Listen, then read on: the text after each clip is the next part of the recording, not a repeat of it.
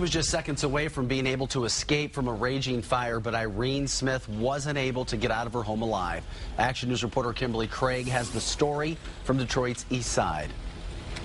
Firefighters say it appears Irene Smith knew her home was on fire, though it was a neighbor who called 911 around 5 this morning. We're told the 49-year-old Irene was found just inside the door of her burning home on Nashville Street.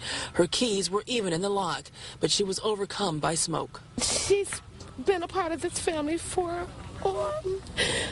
over 40 years.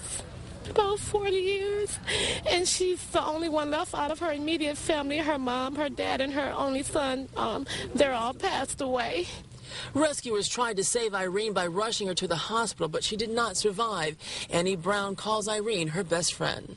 Irene was a sweet person. She loved her dog. She had 3 dogs and a cat.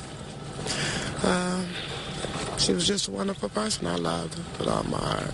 Early on, friends wondered if the fire was started by a stove Irene had told them she was using to keep warm. I know that she was having like a problem with like her gas or something like that, so where she was trying to pay a bill off, and therefore like keeping heat in, she was like using her stove and heaters and stuff like that.